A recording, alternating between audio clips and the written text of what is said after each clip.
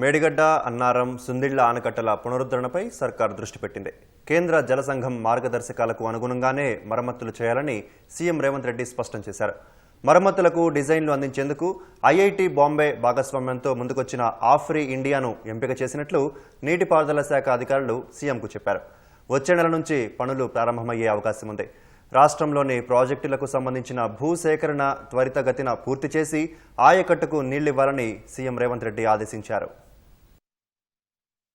రాష్ట్రంలోని ప్రాజెక్టులకు సంబంధించిన అంశాలపై నీటిపారుదల శాఖ మంత్రి ఉత్తమ్ కుమార్ రెడ్డి, అధికారులు, ఇంజనీర్లతో ముఖ్యమంత్రి రేవంత్ రెడ్డి మంగళవారం సమావేశమయ్యారు. శుక్రవారం ప్రారంభించనున్న చనాక, కొరాట, సదర్మాట్ ఆనకట్టలతో పాటు చిన్నకాళేశ్వరం, దేవాదుల సహా గోదావరి ప్రాజెక్టులకు సంబంధించిన అంశాలపై ముఖ్యమంత్రి సమీక్షించారు. ఆయా ప్రాజెక్టుల కింద ఆయకట్టు, ఇంకా చేయాల్సిన భూసేకరణ, అందుకోసం అవసరమయ్యే వ్యయం తదితర అంశాల గురించి ఆరా తీశారు.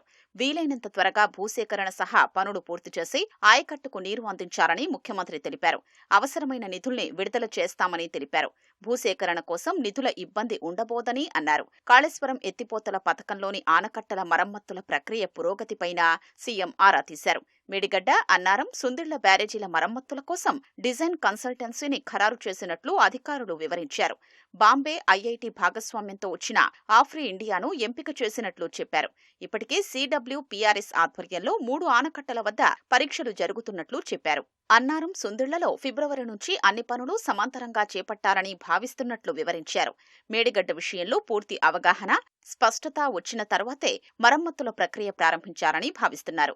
కన్సల్టెన్సీ ఇచ్చిన డిజైన్లను కేంద్ర జలసంఘం పరిశీలించి ఆమోదించిన తర్వాతే మరమ్మతుల విషయంలో ముందుకెళ్లాలని సీఎం స్పష్టం చేశారు. పోలవరం, నల్లమల సాగర్కు సంబంధించి సుప్రీంకోర్టు విచారణలో వచ్చిన అంశాలు, తదుపరి కార్యాచరణ సహా ఇతర అంశాలపై ముఖ్యమంత్రి చర్చించినట్లు సమాచారం.